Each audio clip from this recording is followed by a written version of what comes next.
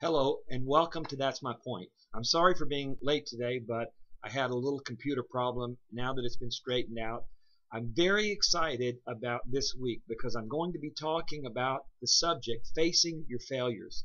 In fact, Sunday I'll conclude this series that I'll have today, tomorrow, Thursday, and Friday. It will build up until the summary on Sunday, and it will culminate in a message entitled Facing Your Failures. Let me ask you this point. Have you ever failed? I mean really failed. Failed miserably. Failed to the place where you just wanted to hide or run away or just deny that you even went through it. Well, if you've ever been there, this message will be for you. But today, I want to talk about some of the high points of what to do once you have failed. And on Sunday, I'll be giving you the full complement of points and what to do if you are facing failure. First, do not deny that you failed. The first point, and you need to write this down and refer to it throughout this week. Number one, admit you failed. There's nothing wrong with failing. Everybody has failed sometime in their lives. Maybe it's a business proposition, maybe it's a test, maybe it was a relationship, maybe it was a divorce, but you failed. Listen, that is not the end of the world. That's why Christ came. He came to die for our sin, our failure, our shame. So don't be afraid to, number one, admit you failed. Number two, and this is very important.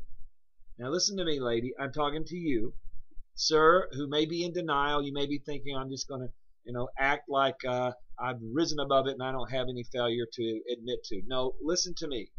Number two, forgive yourself.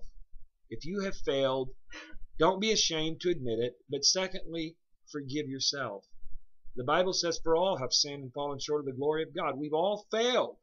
There's none of us who is without failure. Jesus said, he who is without sin cast the first stone. He could just as well have said, he who has never failed, pick up the first stone. None of us is without failure. And number three, and this is very important, I referred to it a couple of weeks ago in a message. Jesus, after he had fed the 5,000 with 5 loaves and 2 fishes, he said to the disciples, now, for all that remains, pick up the fragments so that nothing would be lost. You need to pick up the fragments of your failure and move on. Move forward. You can't keep looking back. You can't turn around and go and redo your failure. You have failed, but God forgives. I'm so excited, and tomorrow I'm going to be talking about some areas of failure. What are the things that we fail at, and what do I do if I fail in a relationship? What do I do if I fail in business? And I'll be talking about this and much more. Hold your head up and don't be discouraged. If you have failed, it's just a new beginning. I think that it was one of the famous inventors, I think it was Thomas Edison, who said, I just failed my way to success. I think that's what you need to do.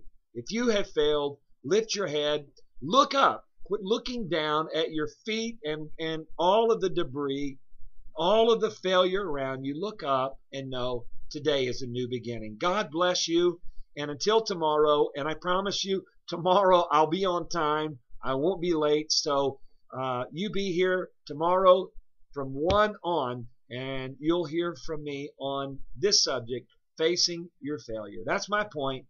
Have a good evening.